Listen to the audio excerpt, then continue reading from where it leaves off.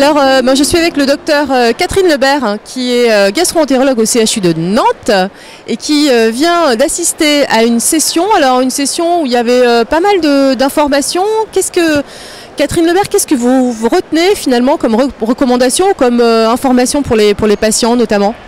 Oui, bonjour Anne. C'était une session effectivement très intéressante sur des populations spécifiques atteintes de Mickey.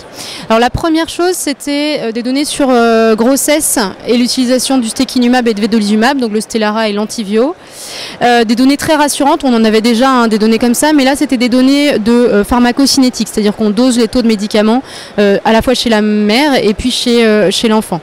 Une centaine de patientes incluses dans cette étude et donc des données vraiment très rassurantes. Avec en fait, globalement, ce qui ressort de l'étude, c'est que dans les 3 mois suivant la naissance, il n'y a plus de médicaments chez l'enfant. Et surtout, de manière encore plus importante, il n'y a aucun effet indésirable lié à l'exposition in utero à ces produits. Donc ça, très rassurant. Est-ce que pour autant, on arrête encore en général le médicament si la patiente va bien au dernier trimestre de la grossesse ou pas ? Eh bien, effectivement, c'est pas encore très clair. Alors, ce que dit maintenant les recommandations européennes pour les anti-TNF, c'est de les poursuivre au 3e trimestre, même si tout peut se discuter. Hein, si la maladie est en rémission profonde et que la patiente est demandeuse, évidemment, tout se discute.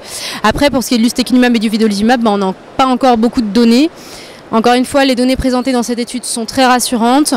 Donc voilà, je pense que si la patiente a besoin du médicament pour que sa maladie soit quiescente, soit en rémission, il faut le poursuivre. Ok, et puis alors une étude sur la dysplasie anale. Alors est-ce que déjà vous pouvez nous dire un petit peu ce que c'est la dysplasie ? Donc la dysplasie anale, globalement, c'est les lésions précancéreuses au niveau de l'anus. Effectivement, cette étude, elle portait sur des patients homosexuels qui ont donc des relations avec des hommes. Et il y avait des patients Mickey et des patients non Mickey. Donc le premier message qui est hyper rassurant, c'est que les patients Mickey n'ont pas plus de risque de développer ce type de lésion par rapport aux patients non Mickey. Donc ça, c'est vraiment très rassurant. En revanche, un message, je pense, à faire passer plutôt aux gastro-entérologues, c'est dans cette étude, les patients étaient adressés en consultation de dépistage donc de ce type de lésion. La première chose, c'est que les patients adressés en consultation de dépistage, ils avaient pour la plupart un antécédent soit de cancer, soit de lésions précancéreuses à ce niveau-là.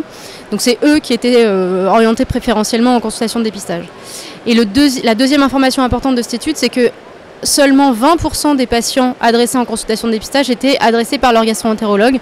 Le reste, c'était soit ils venaient directement en consultation par eux-mêmes, soit par leur médecin généraliste. Donc ça, c'est un message, je pense, pour les gastro-entérologues qui sont voilà, mes confrères, c'est de, je pense, plus faire attention à ça, plus examiner à ce niveau-là, et puis voilà, d'être vigilant par rapport à ce risque de dysplasie anale chez les patients Mickey. Et dernière question au sujet de cette dysplasie, finalement, quand on découvre ou on dépiste une dysplasie, est-ce qu'il y a du coup une prévention réelle en fait du cancer de l'anus ? Oui, complètement. Oui, ça c'est un super message, c'est que voilà, il y a un impact d'un dépistage. C'est d'ailleurs pour ça que c'est recommandé dans cette population-là, principalement chez les patients qui sont VIH+, puisque c'est un gros facteur de risque, mais même chez les autres. Donc il faut vraiment dépister pour pouvoir traiter les lésions quand elles sont à un stade précoce. Très bien, je vous remercie beaucoup.